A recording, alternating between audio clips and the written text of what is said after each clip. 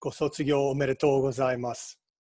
As chair of the Japan Council, on behalf of all of the faculty and staff across the university with research or teaching interests in Japan, I offer my warm congratulations to you and your families.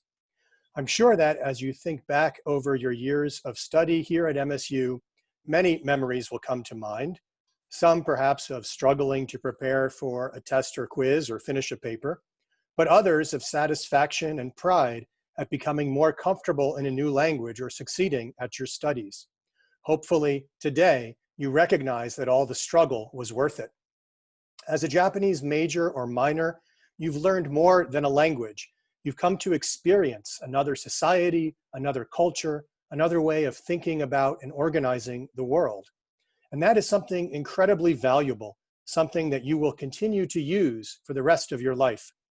If you participated in a study abroad program to Japan, perhaps at JCMU, or perhaps at one of the 2 study abroad programs that I help facilitate at Waseda University in Tokyo, or at the University of the Ryukyus in Okinawa, then surely you experienced this in a powerful way as you wrestled with differences between your own expectations and those of the Japanese community that you had temporarily joined. And while right now, with international travel limited, it might seem hard to think about cultural exchange, I am fully confident that we will get through this pandemic and resume the kinds of life-changing experiences and lifelong friendships that study abroad helps to foster. My own study abroad experience as an undergraduate at Waseda certainly changed my life. I went on to become a professor of Japanese history. And I am still in contact with some friends from that time, including the host family I lived with in Kanagawa Prefecture. But the last thought I want to share with you was a lesson I learned from one of my language instructors. That lesson is not to be afraid to make mistakes. You see, this particular teacher, he was trying to encourage us to be bolder in using the Japanese language that we were learning. He recognized that some of the students, me included, were hesitant to speak up in class because we didn't feel confident and we were afraid of making errors or looking stupid.